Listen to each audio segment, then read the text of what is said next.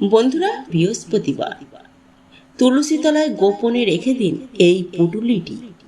এর ফলে আপনার জীবনে আর্থিক উন্নতি হবে চোখে পড়ার মতো। ঠিক তেমনই জন্মের দারিদ্রতা আপনার জীবন থেকে বিদায় নেবে। হ্যাঁ বন্ধুরা, আপনারা একেবারে ঠিকই শুনেছেন। এর ফলে আপনাদের জীবনে থাকা অর্থকষ্ট, দারিদ্রতা সুনিশ্চিতভাবে মুছে যাবে এবং আপনি খুব দ্রুততার সঙ্গে আর্থিক উন্নতি করতে পারবেন। সঙ্গে আপনার জীবনে থাকবে সুখ, শান্তি ও সমৃদ্ধি। বন্ধুরা, আজ আমি আমার এই ভিডিওটির মাধ্যমে তুলসী তলায় রাতের বেলায় এমন একটি জিনিস রেখে দেওয়ার কথা বলবো, যা আপনারা বৃহস্পতিবার আপনারা রেখে দিতে পারে। আর এর ফলে আপনারা সুনিশ্চিতভাবে অনেকখানি উপকৃত হবেন। বন্ধুরা, আপনারা প্রত্যেকেই জানি যে মা লক্ষ্মীর কৃপায় আমরা যেমন পরিশ্রমের সাথে সাথে অর্থ উপার্জন করতে পারি, ঠিক তেমনই সংসারে সুখ শান্তি ফেরাতে পারি। বন্ধুরা, শাস্ত্র মতে এমনটাই বলা হয়ে থাকে, যে ব্যক্তির জীবনে দারিদ্রতা ও অর্থকষ্টের ছায়া নেমে এসেছে, সেই ব্যক্তিরা তারা খুব সহজেই এই উপায়টি করলে মুক্তি পেতে পারে। তার জন্য আজ আমি আপনাদেরকে এমন একটি জিনিস, যা বৃহস্পতিবার তুলসী তলায় রাতে রেখে দিতে বলবো। যে জিনিসটি আপনারা যদি তুলসী তলায় রেখে দিতে পারে, তাহলে নিজের ও নিজের পরিবারে আর্থিক উন্নতি হবে অবধারিত। তাই এই প্রসঙ্গে বিস্তারিত জানার আগে আপনাদেরকে বলে রাখি, আপনি যদি আমাদের চ্যানেলে নতুন হয়ে থাকে, তাহলে চ্যানেলটি অবশ্যই সাবস্ক্রাইব করুন এবং পাশে থাকা নোটিফিকেশন বেল আইকনটি ক্লিক করুন। কারণ আমি বিভিন্ন প্রকার তন্ত্র, মন্ত্র, বশীকরণ, টোটকা, বাস্তু টিপস, জ্যোতিষ শাস্ত্র, পুজো, আরাধনা এবং ব্ল্যাক ম্যাজিক করা নিয়ে নিত্য নতুন ভিডিও আপলোড করে থাকি, যা প্রয়োগ করার মাধ্যমে আপনার জীবনে থাকা সকল প্রকার সমস্যার সমাধান করতে পারবে। চলুন এবার মূল আলোচনায় প্রবেশ করা যাক। বন্ধুরা, আমি আপনাদেরকে সবার প্রথমেই জানিয়ে দিতে চাই, মা লক্ষ্মী যদি আপনার গৃহে অধিষ্ঠান করে, তাহলে আপনি যে মাথার ঘাম পায়ে ঝরিয়ে অর্থ উপার্জন করছেন, আপনি যে ব্যবসায় মুনাফা দেখছেন, সেই মুনাফা যেমন আপনি ধরে রাখতে পারবেন, ঠিক তেমনই অর্থ সঞ্চয় করতেও সক্ষম হবে। আর মা লক্ষ্মী যদি আপনার গৃহ ত্যাগ করে বা আপনার গৃহে যদি মা লক্ষ্মী অবস্থান না করে, তাহলে আপনি আপনার জীবনে হয়তো কোনোদিন সুখ শান্তির মুখ দেখতে পারবেন না। জীবনে হয়তো অর্থকষ্ট ও দারিদ্রতার করাল ছায়া সদা সর্বদাই আপনার মাথার উপর দিয়ে ঘোরাফেরা করবে। তাই বন্ধুরা, আজ আমি আপনাদের প্রত্যেকের উদ্দেশ্যে জানাবো, বৃহস্পতিবার এই কাজটি করতে কখনোই ভুলবেন না। এর ফলে মা লক্ষ্মী আপনার ঘরে বসবাস করবেনই করবেন।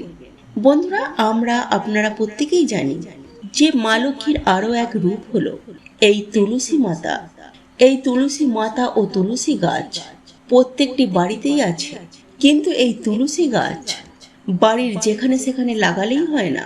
শাস্ত্র মতে বলা হয় যে বাড়ির উত্তর পূর্ব দিকে, অর্থাৎ ঈশান কোণে আপনি যদি তুলসী মঞ্চ বা তুলসী গাছ রেখে সেই তুলসী গাছে জল নিবেদন বলুন বা প্রদীপ জ্বালানো বলুন, এই সমস্ত কাজ যদি আপনি করতে পারেন, তাহলে আপনি দারুণভাবে উপকৃত হবেনই হবে।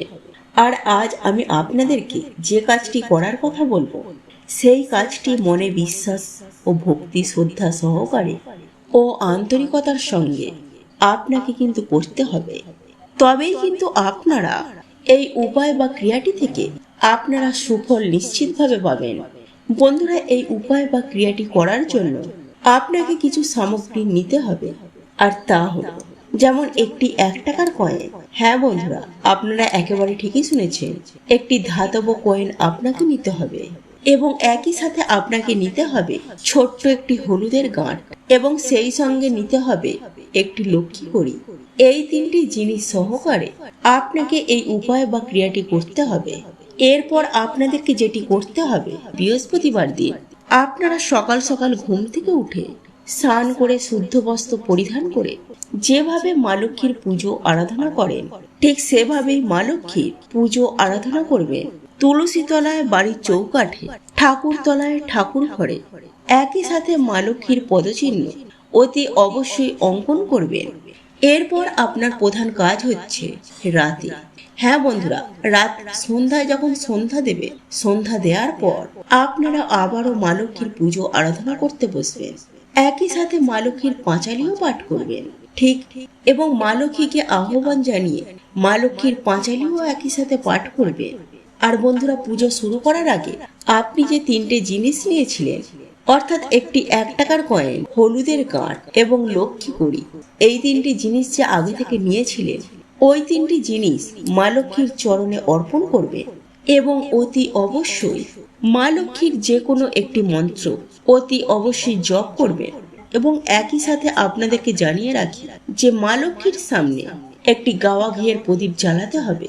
আমি একই সাথে আপনাদেরকে জানিয়ে রাখি যে মা লক্ষ্মীর পুজো আরাধনা হয়ে যাওয়ার পর মা লক্ষ্মীর সামনে দুটি প্রদীপ জ্বালানোর মধ্যে একটি প্রদীপ তুলে নেবেন এবং আপনারা অতি অবশ্যই মা লক্ষ্মীর চরণে যে তিনটি জিনিস নিবেদন করেছিলেন, অর্থাৎ একটি লক্ষ্মী কড়ি, একটি 1 টাকার কয়েন ও হলুদের গাঁট, অর্থাৎ এই তিনটি জিনিস নিয়ে আপনি সোজা আপনার বাড়ির তুলসী তলায় চলে যাবেন এবং আপনি আপনার বাড়ির তুলসী তলায় যখন আপনি তুলসী তলায় এগুলি নিবেদন করবেন, তখন অতি অবশ্যই এই মন্ত্রটি জপ করবেন। আর এই মন্ত্রটি হলো ওম নমো ভগবতে বাসুদেবায় নমঃ। এই মন্ত্রটি আপনারা 21 বার উচ্চারণ করার সাথে সাথে এই তিনটি জিনিস তুলসী তলায় নিবেদন করে তুলসী তলায় ধূপ প্রদীপ জ্বালাবেন এবং একই সাথে 3 বার শঙ্খধ্বনি দেবেন এবং একই সঙ্গে আপনার সমস্ত মনস্কামনা, মনোবাসনা মা লক্ষ্মীকে স্মরণ করে তুলসী তলার উদ্দেশ্যে জানিয়ে আপনি সেখান থেকে চলে আসবেন।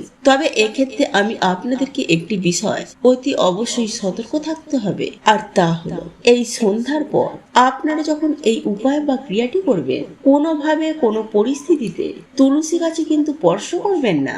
কারণ বন্ধুরা, সন্ধ্যার পর তুলসী গাছ স্পর্শ করা একবারে অনুচিত। বন্ধুরা, তার পরের দিন আপনার কাজ হলো তুলসী তলায় যে তিনটি জিনিস নিবেদন করেছিলেন, সেই তিনটি জিনিসকে সকাল সকাল ঘুম থেকে উঠে স্নান পর্ব সেরে নিয়ে পুজো আরাধনা করার পর সেই তিনটি জিনিসকে আপনি একটি লাল কাপড়ের মধ্যে মুড়ে জয় শ্রী হরি মন্ত্রটি জপ করে তুলসী গাছের গোড়ায় লুকিয়ে রাখুন বা তুলসী গাছের তলায় পুঁতে দিন। এতে অর্থ পুরো চুম্বকের মতো আকর্ষণ করবে। তো এই ছিল আমাদের আজকের ভিডিও। ভিডিওটি কেমন লাগলো তা কমেন্ট করে অবশ্যই নিজের মতামত জানাবেন। ভালো লেগে থাকলে অবশ্যই একটি লাইক করবেন। কমেন্টে ভক্তি, ভালোবাসা ও শ্রদ্ধার সহিত জয় মা লক্ষ্মী দেবীর জয় বা জয় শ্রীকৃষ্ণ রাধে রাধে একটি বারের জন্য হলেও লিখে যাবার জন্য অনুরোধ জানাচ্ছি। আর আপনি যদি আমাদের চ্যানেলে নতুন দর্শক হয়ে থাকেন তো বিশেষভাবে অনুরোধ করব চ্যানেলটি অবশ্যই সাবস্ক্রাইব করে পাশে থাকা নোটিফিকেশন বেল আইকনটি অন করে রাখবেন। তাহলে সকলে সুস্থ থাকুন, ভালো থাকুন, পরম করুণাময় ঈশ্বরের অশেষ কৃপায়। তো আবারও কথা হবে আপনাদের সাথে নতুন কোনো ভিডিওর বিষয় নিয়ে।